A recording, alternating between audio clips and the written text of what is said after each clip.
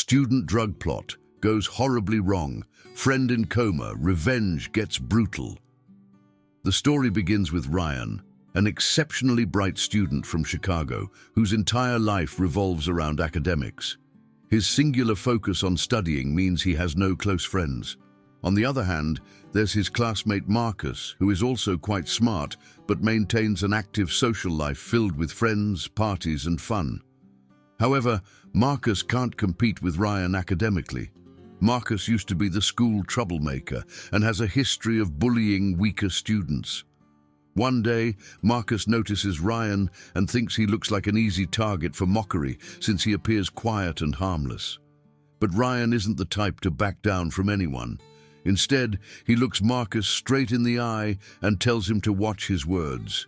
This defiance infuriates Marcus, who is about to strike Ryan when the baseball team enters the field. They're looking for a student named Jake because their captain's girlfriend had shown interest in him. The captain accuses Jake of flirting, but Jake confidently responds that she was the one pursuing him. This enrages the captain, but Jake's response comes through action. He single-handedly beats up the entire team like some action hero. After the fight ends, Jake helps Ryan pick up his scattered belongings and apologizes for the commotion. He's both tough and courteous. Later, we learn that Ryan's father was an excellent athlete and his mother was very intelligent, but they're divorced. Ryan now lives with his father and studies relentlessly to make his mother proud. The next day, Ryan arrives at school early and finds Jake sleeping there. During PE class, Marcus throws Ryan's uniform in the trash, forcing Ryan to run in his regular clothes. This becomes the start of real trouble as Marcus and his friends laugh at Ryan's predicament. But Jake steps in again, telling them they're no athletes themselves, and because of his imposing physical presence and attitude, no one dares to argue. Ryan becomes certain that those boys stole his uniform, so he confronts them directly, telling them to back off. But one of Marcus's friends grabs his collar and tries to intimidate him. Ryan's defining characteristic is that no matter how dire the situation, he never looks away. Fortunately, a teacher arrives just then and diffuses the situation. Later, Ryan is studying in his room when there's a knock at the door. He opens it to find Jake, who now works as a delivery boy and has mistakenly come to Ryan's house. Without hesitation, Jake enters and asks for water. The next day, a new student arrives at school, David, who is the son of a prominent politician. On his first day, Marcus and his friends approach David to make an impression, but they're sitting in Ryan's seat. When Ryan arrives and clearly tells them to vacate his seat, Marcus sees this as an opportunity to fight Ryan. But Jake intervenes again, telling them to be quiet and let him sleep, causing everyone to quietly return to their places. That evening, Marcus is partying with his friends at a club. Marcus and his crew have decided that just teasing or intimidating Ryan isn't enough anymore. They want to wage war against his greatest strength, his academics.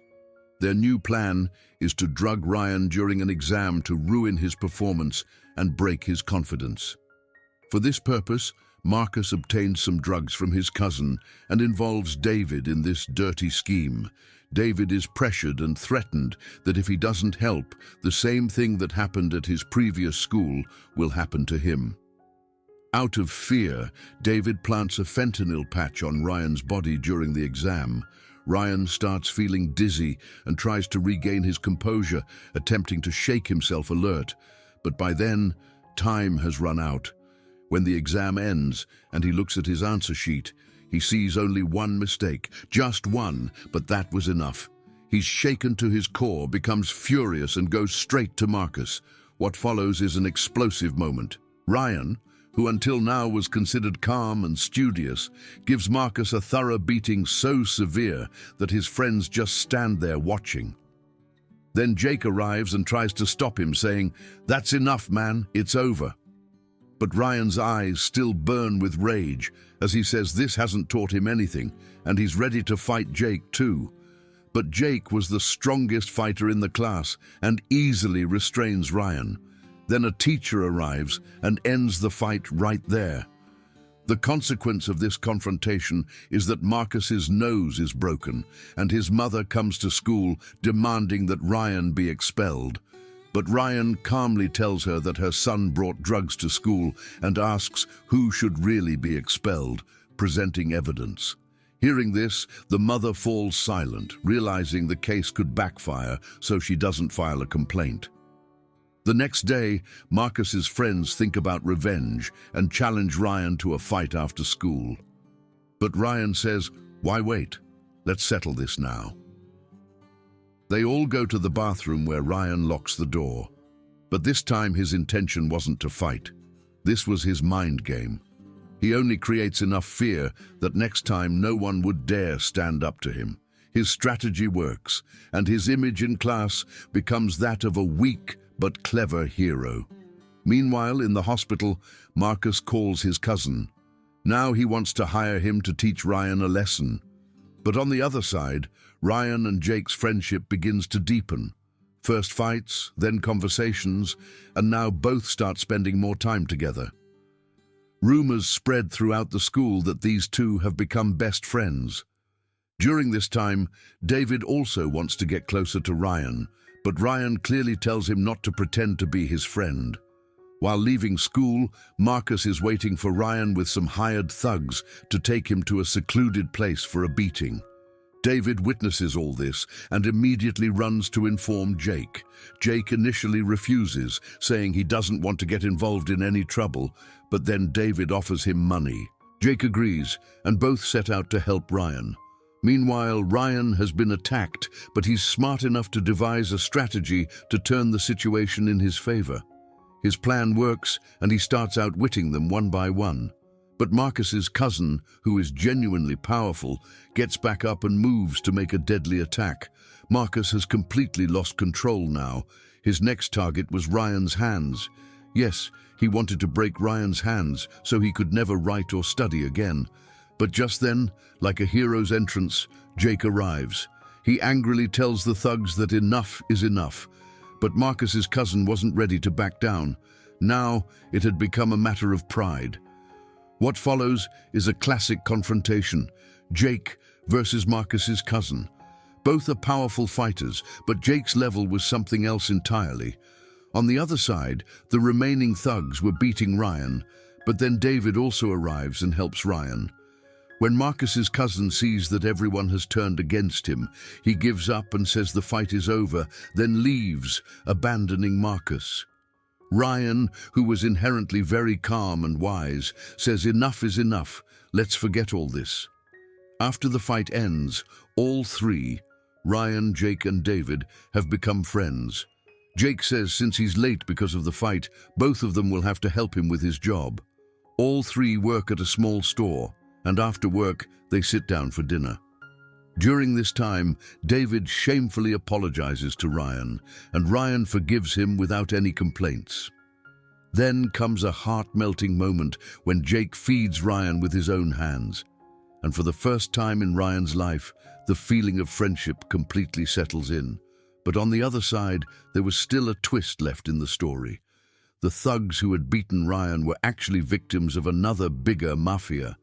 That real boss, whom everyone called Psycho, had deliberately gotten one of his own men's hands broken to get an excuse and then demand compensation of $150,000. For Ryan and his friends, this was no longer just a fight, but a war of blackmail. The next morning, the three friends meet together to relax. But Ryan can't stay without studying, so he's about to leave when Jake suggests a bet to see who's better. Jake wins the bet, and Ryan happily heads home. But on the way, he encounters the sister of the thug who had previously beaten Ryan. She stops Ryan and says, "Let's go eat something," then tells him she likes rough guys. Ryan doesn't understand much, but the time passes pleasantly. The next day, Marcus comes to school to collect his things, but before leaving, he requests Ryan to walk with him to the parking lot because he wants to make a declaration that the fentanyl wasn't his. Ryan agrees, but he doesn't know this is all a trap. In the parking lot, the gang boss who had planned the whole game is already waiting. He says they beat Marcus, so now they have to pay compensation of $150,000, threatening that if they don't get the money, things will get very bad. Otherwise, they'll have to take loans, and when they can't pay, they'll have to work for him for life. This was the gang's real method, trapping people in debt and using them. For the next few days, the entire gang keeps following Ryan and his friends, which frustrates Ryan. He talks to his new friend, who tells him about the gang's entire system, saying that messing with that boss is inviting destruction. She advises him that for his own good, he should pay the money and stay away from this crazy person. Meanwhile, David, who was now ready to do anything for his friends, steals his father's watch and sells it to arrange the $150,000. But is paying money really the solution? Ryan's planning was now at its final stage. When David had arranged the money, Ryan and the other friends decided they shouldn't give this money, but should directly call the police and end this entire gang's game. Because once they pay the money, they'll never be left alone. Ryan reveals that he has traced the location of evidence. It's all present in the gang leader's house. They just need to take the police there. But Jake will start this mission. He'll go to the criminal's house first and try to sell him his betting app idea to win his trust. The plan immediately begins. Jake tells him that he knows all about his app and has brought a big offer to turn the entire school into a gambling den.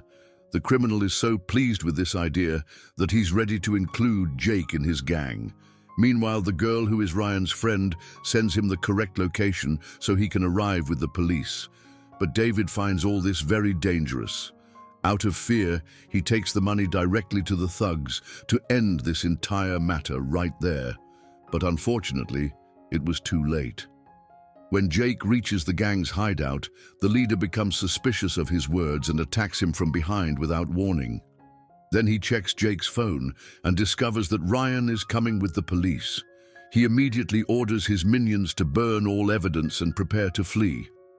But just then, David arrives there with money. But now, even the money was useless. Their lives were in danger. When Ryan arrives there with police, he finds the entire place empty. The police think this is all some useless drama and angrily start to leave. But Ryan wasn't one to give up. He enters the house, but now there's no evidence left there either. Just then, he gets a call from his friend. She tells him that everyone is now going to the real boss and sends him the location. She also warns that if the police aren't brought on time, all their lives could be lost. Ryan sets out again, and at that moment Marcus's cousin was facing the criminal boss. He says, "Enough is enough, end all this." But the boss immediately starts beating him brutally without wasting time. Just then Marcus intervenes, saying stop, but the boss has gone even more insane. He tells his people to finish off Marcus and doesn't stop there. He tells the youngest boy to kill both the cousin and Marcus because he's a minor and won't go to jail. Then he wants to take the cousin's life too, but just then the cousin gets up and challenges him to a final fight. "If I win, I'll become the new boss." The fight begins, brutal, raw, and deadly, but just as the criminal appears to be losing, he pulls out a knife and attacks the cousin, slashing him. Seeing this, Marcus's patience breaks. He himself takes a knife and threatens the gangster, but the boss was a cunning predator. He snatches the knife, and just as he's about to attack, police sirens are heard outside. Ryan makes a dramatic entrance, saying the police have arrived, now run. Then he frees Jake and David, and just as everyone is about to leave, it's revealed that Ryan had deceived them. It wasn't real police, just a fake alarm to scare everyone. But now, everyone clashes again. A fierce battle begins, and the cousin tries to escape with his injured friends. Just then, real police also arrive with a thunderous warning shot, and the entire atmosphere freezes. But that crazy boss wasn't ready to give up so easily. He escapes using a boy as a shield.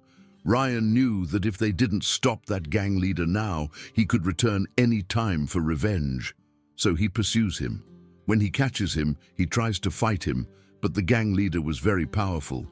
Fortunately, Jake also arrives just then and tries to convince him to give up and surrender to police. But he doesn't agree, and then begins a tremendous confrontation between the three of them. Jake was very strong, but the leader's agility and cunning were far superior. He almost finishes off Jake, but then Ryan gets up again, and together they knock him to the ground. On the other side, the cousin surrenders to police so the other friends can escape safely. By nightfall, police have gathered evidence against the entire gang, and all the criminals are arrested one by one. Ryan and his friends also reach the police station and give their statements.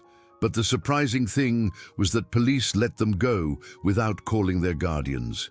The only condition was that they wouldn't tell anyone about this. All this happened because of David's father, who was actually a very big political leader. He had suppressed everything to save his political image. Then comes a new turn.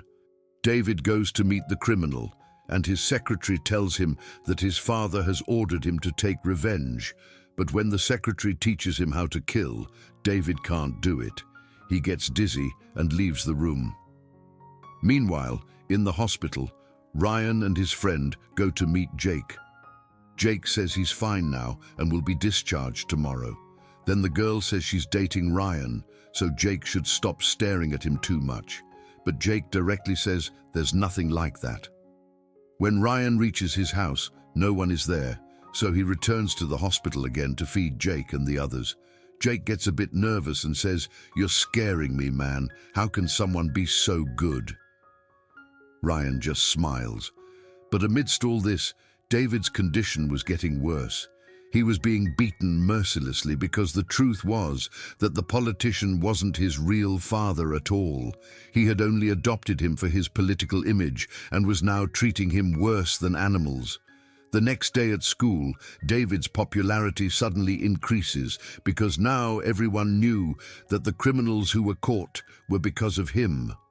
But when his friends tell him about Marcus, he starts feeling that she's slowly replacing him.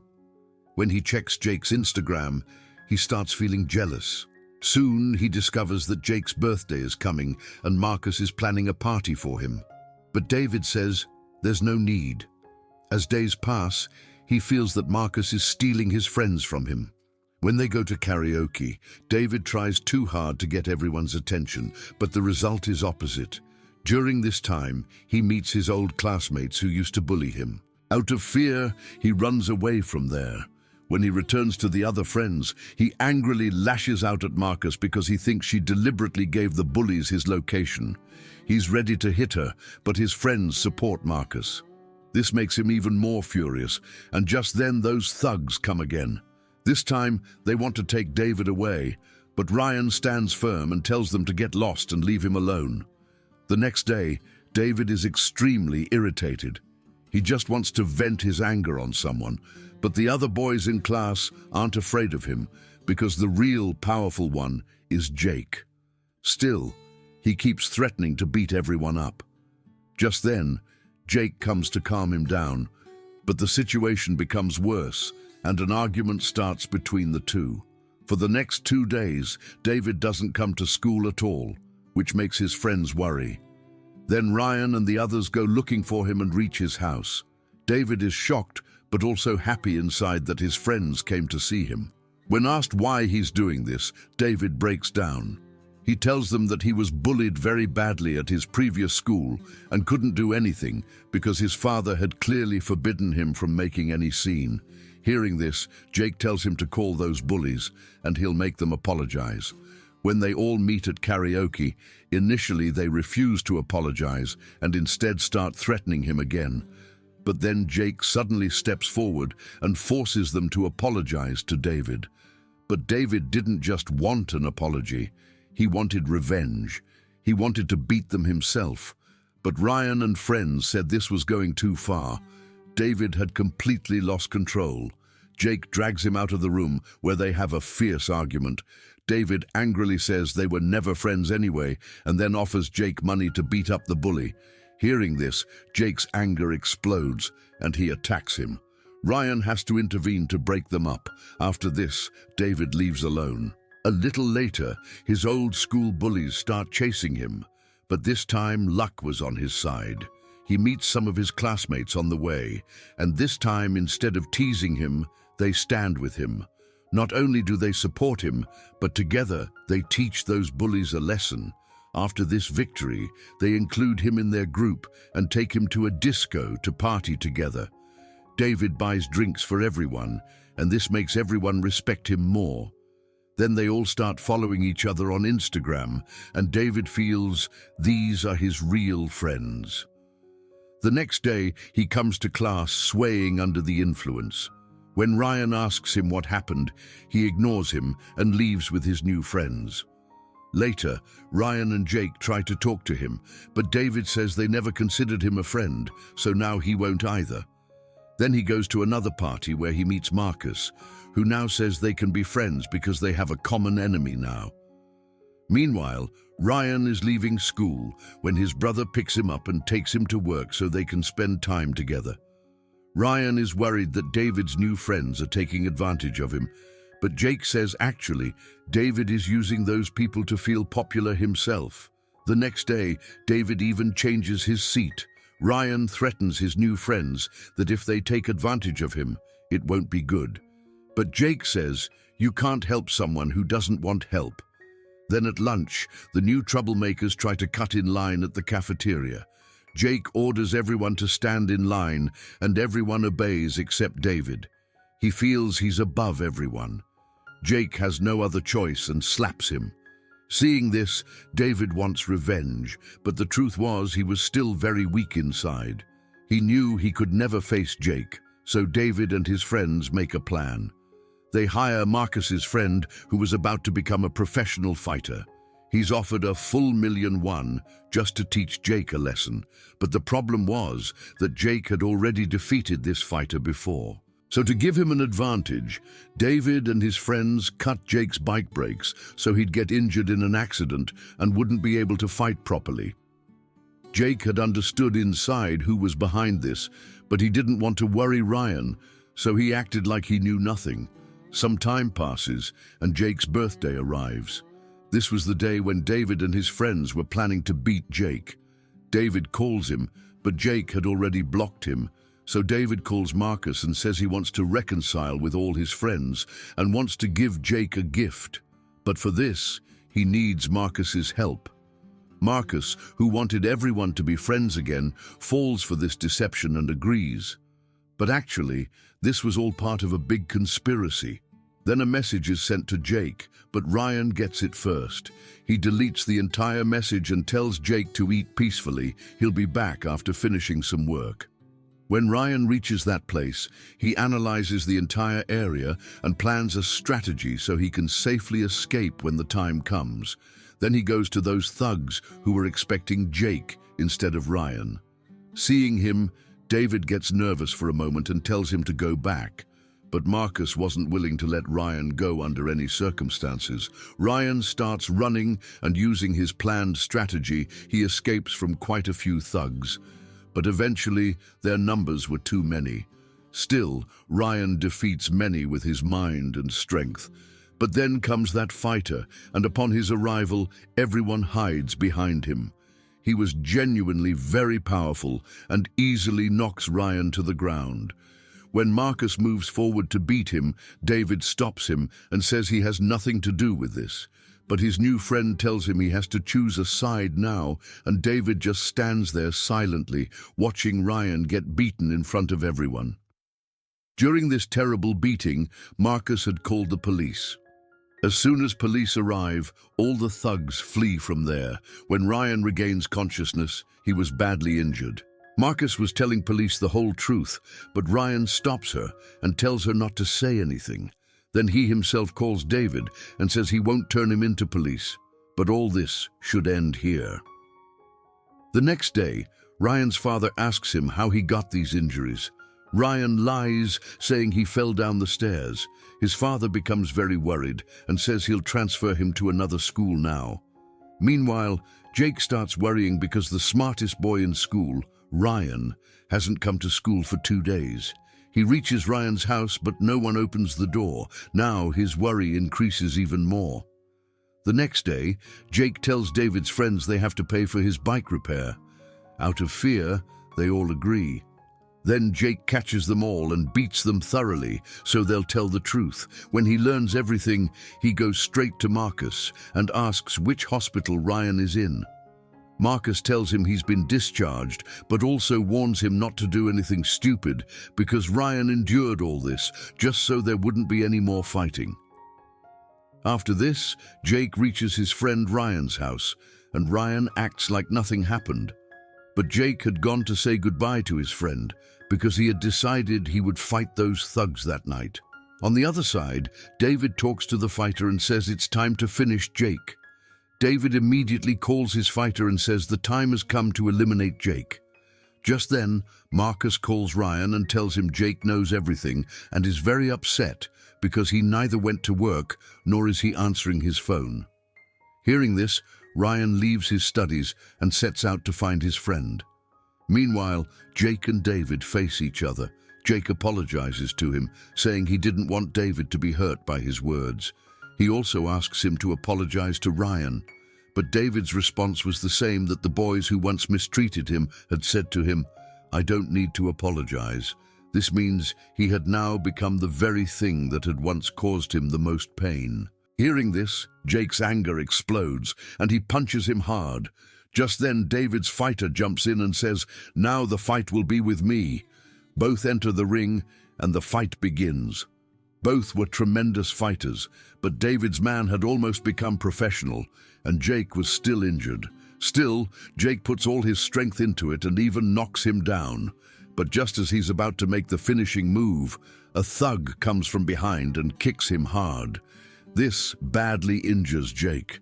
Then David himself climbs into the ring and cruelly strikes Jake's head. Then the other thugs also climb up and together they beat Jake terribly, as if they'd take his life. But just then, David's secretary arrives and stops everyone. But by then, Jake's breathing had stopped. Seeing this, David's heart sinks. He starts crying there like a small child. He immediately wanted to call an ambulance, but his secretaries forcibly drag him away from there. Then they come back again because now they couldn't leave any witnesses. They tell the two thugs that now you people will take full responsibility for this.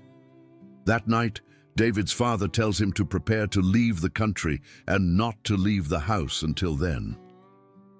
The next morning, Ryan arrives at school early, but everything seems strange to him. Jake wasn't there. Final exams were also that day, but worried about him, Ryan's entire paper gets ruined. Then he learns the real truth. Jake is in a coma.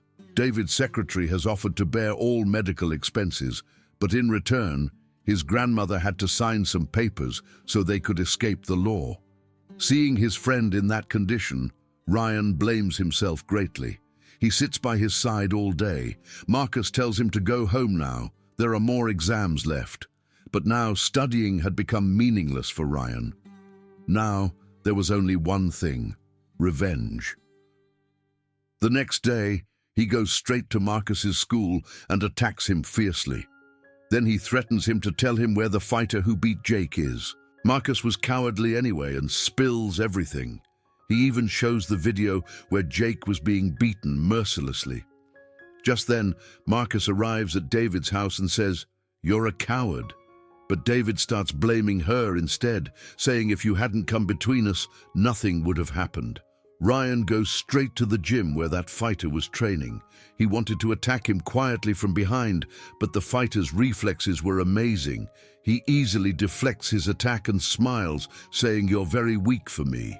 Go home, the school bell will ring before you know it." But Ryan had come with a different determination today. He had to avenge his friend. He adopts the same style his brother had taught him. Initially, the fighter has the upper hand, but Ryan's biggest strength was his mind. He always found some way or another, and finally he knocks the fighter to the ground. Now the fighter was begging him for mercy, but Ryan didn't want mercy. He wanted revenge. He breaks his ankle, ending not just his bone, but his professional career right there. Meanwhile, at school, David's father himself had arrived to see if anyone had said anything, but the teachers were already bought off. Everyone was following his orders. Just then, suddenly in the middle of the exam, Ryan bursts into the classroom with a fire extinguisher in hand and fire in his eyes.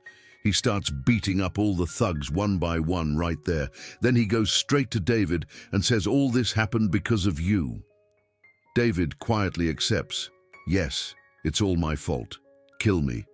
But Ryan doesn't hit him because he knew that guilty conscience was the biggest punishment. Then, as teachers come to stop him, Ryan breaks the glass with his bare fist and roars, "Get out of my way!" Now Ryan was completely broken inside. He goes straight to Jake and falls asleep there from exhaustion. In his dream, Jake tells him he's really gone crazy. Ryan apologetically asks for forgiveness, crying. Jake just smiles and says it's not your fault. Sometime later, David is sent out of the country because now his father doesn't want him around either. Marcus also disappears from everyone's life out of deep regret. David's father tries to blame Ryan for everything and send him to a reform school. But Ryan had evidence, that video where everything was recorded. Under compulsion, David's father had to back down, and Ryan was transferred to a new school, a new city, a new beginning. But the school where he got admission, Lincoln High School, seemed less like a school and more like an underground fight club. On the very first day, there was bitterness in the air, but Ryan was no longer one to back down. Just then, a student came to fight him, and Ryan was ready. "You want to fight? Then come on." And this is where this story ends. Remember, this was just the first part, and the second part will be coming very soon.